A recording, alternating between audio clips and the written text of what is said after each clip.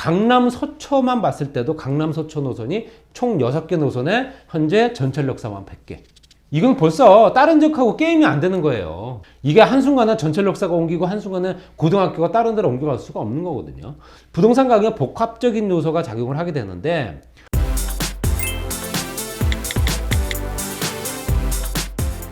네, 안녕하세요. 강남 부동산 투자 길잡이 박피디의 부동산 매거진 운영하고 있는 박영신 소장입니다. 요즘 정치 뉴스가 너무 시끌시끌하다 보니까 뉴스를 틀면 그냥 계속 정치 얘기만 나오는 것 같아요. 그거와 상관이 없이 우리는 이제 부동산 얘기를 해야 되니까요. 서울시에 거주하고 계신가요? 그 구만 25개고요. 번호로 나누게 되면 크게 이제 강남과 강북으로 나눠지겠죠. 그러면 이제 실제적으로 서울시에서도 어디에 또 거주하냐에 따라서 서울 같지 않은 동네가 굉장히 많습니다. 경기도와 맞닿아 있는 지역들이 있지 않습니까? 이런 지역들 같은 경우는 경기도인지 서울인지 잘 모를 지역들이 많아요. 워낙 개발들이 잘 안 돼서 낙후된 지역들이 워낙 많다 보니까. 네, 그런 지역을 보게 되면 이 격차는 당연히 발생할 수밖에 없는 건데, 그 격차가 굉장히 다양합니다.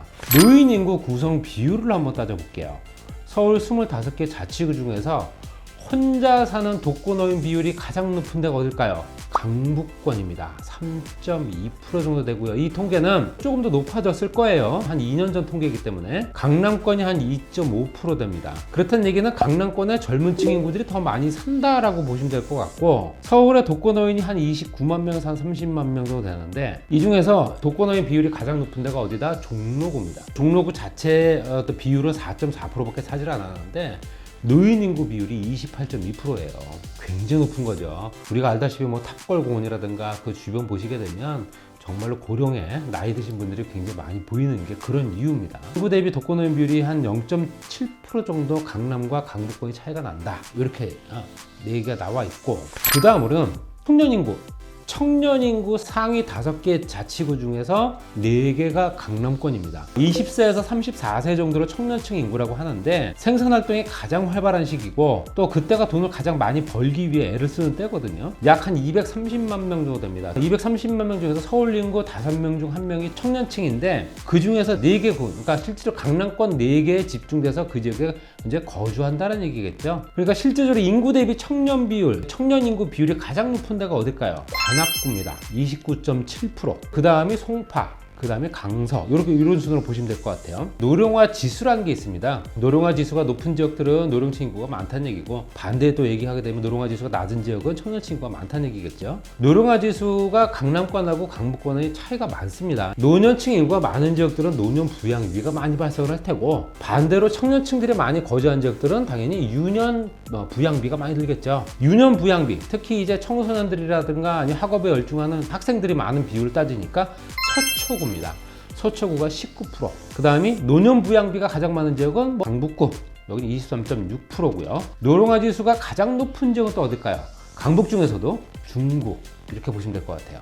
이 지금 이제 노년 인구, 청년 인구들이 대부분 다 어디에 거주하느냐, 이걸 좀 따져볼게요. 주택 유형을 봤을 때 그 지역에 어떤 주택들이 있느냐를 따져보게 되면, 아파트가 가장 많은 지역이 노원구 같은 경우는 주공단지가 굉장히 많잖아요. 대부분 다 아파트 단지로 개발됐던 지역이기 때문에 재건축이 진행되고 있는 상황이긴 하지만, 연립 다세대 주택은 어딜까요? 은평구입니다. 아파트 단지보다는 3, 4층의 저층 단지들이 엄청나게 많은 걸 보실 수 있어요.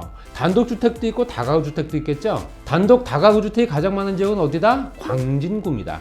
아파트 비율이 가장 높은 지역, 아까 말씀드린 대로 노원구였는데, 그 다음은 어디다? 서초구, 그 다음이 강남입니다. 그 다음에 연립 다세대 주택 비율이 가장 높은 지역 39.2%를 차지하고 있는 은평구, 그리고 이제 단독 다가구 비율이 높은 지역들, 아까 좀 전에 말씀드렸죠, 광진구라고 말씀드렸죠. 이런 지역들이 개발하기 위해서는 재정비 촉진지고 활성화될 수 있는 전략 정비구역, 이런 것들이 진행될 수밖에 없다는 얘기겠죠. 단독 다가구 비율이 높은 지역 순위를 보게 되면 광진구, 그 다음에 중랑구, 그 다음에 관악구입니다. 현재 이 주택의 평수를 한번 따져볼게요. 전용면적 60평방미터 이하의 주택들이 많은 지역은 어딜까요?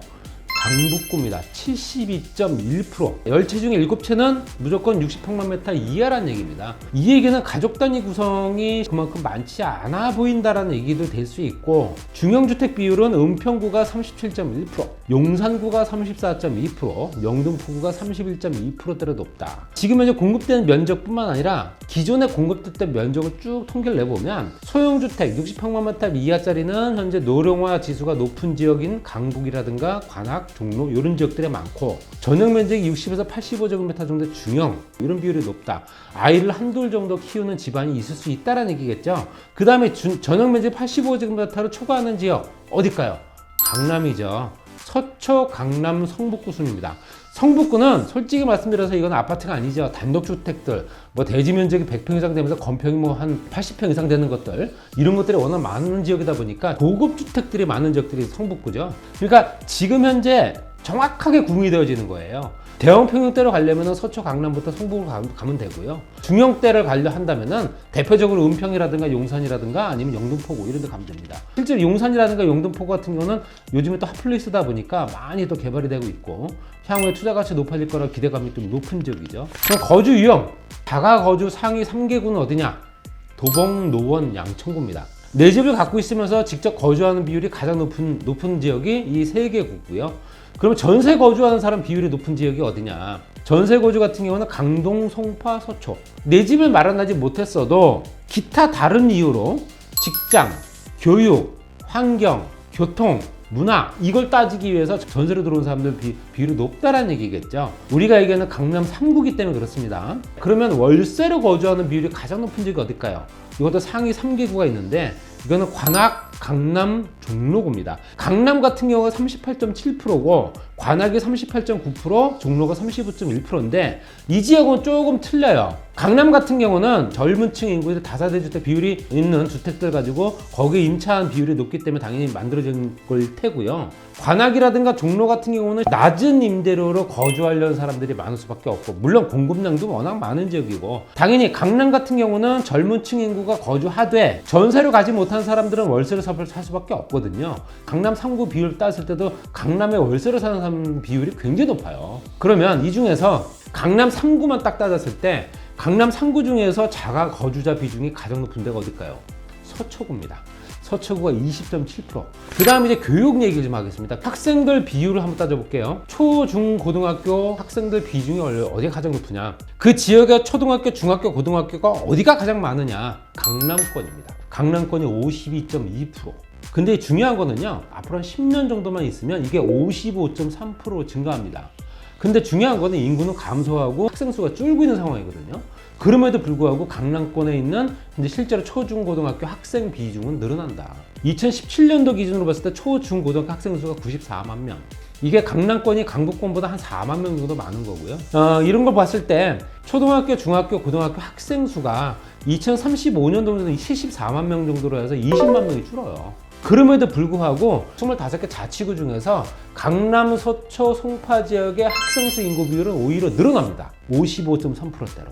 투자를 할 때는 인구가 어디로 가장 집중이 되는가를 보셔야 돼요.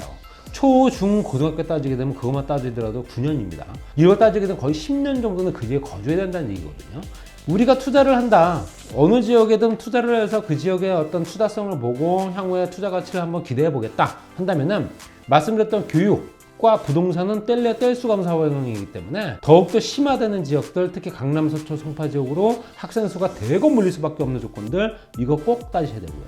그 다음에 직장입니다. 직장인이 많다는 얘기는 그 주변에 상권이 활발하다는 얘기예요. 상권이 살아날 수밖에 없습니다. 사업체와 종사자 수가 가장 많은 지역이 어디다? 강남, 중구, 서초입니다. 이것 또한 강남, 서초가 들어갔죠. 82만 개 중에서 강남구가 7만 2천 개, 중구가 6만 4천 개, 그 다음 서초가 4만 6천 개 순입니다. 가장 사업체 수가 적은 지역이 어디다? 도봉구 1만 9천 개 정도입니다. 그러니까 그 지역이 사실 생산 인구 비율이 그만큼 떨어진다는 얘기고 직장을 다니는 젊은 층 인구 비율이 그만큼 낮다라. 종사자 수로 따지게 되면 강남, 서초, 중구인데 순서가 우리는 이것도 간과할 수가 없죠. 교육, 그 다음에 여러 가지 여건들, 그 주변에 직장인들이 얼마나 많으냐, 상권들이 좋아야 되고요. 그러면 그들에게 가장 필요한 게 뭘까요? 대중교통망이 얼마나 잘 갖춰져 있느냐가 가장 중요하겠죠. 서울 교통시설의 격차를 보게 되면 한눈에 알 수 있습니다. 강남, 서초에는 6개 노선의 전철 노선이 다닙니다. 그 중에 전철 역사만 96개입니다. 최다예요. 이제 수도권 광역 급행철도까지 들어서게 되면 거의 100개가 될 겁니다. 서울 25개 자치구 중에서 대중교통망이 가장 좋은 지역이 어디다? 강남, 서초, 송파 이렇게 되는 거죠. 강남, 서초만 봤을 때도 강남, 서초 노선이 총 6개 노선에 현재 전철 역사만 100개. 이건 벌써 다른 지역하고 게임이 안 되는 거예요. 이게 한순간에 전철 역사가 옮기고 한순간에 고등학교가 다른 데로 옮겨갈 수가 없는 거거든요. 부동산 가격에 복합적인 요소가 작용을 하게 되는데 교육, 교통, 일자리 이게 가장 기본적인 겁니다. 기본적인 게 따라가지 않으면 그 주변에 있는 부동산 가격 절대 상승할 수가 없어요.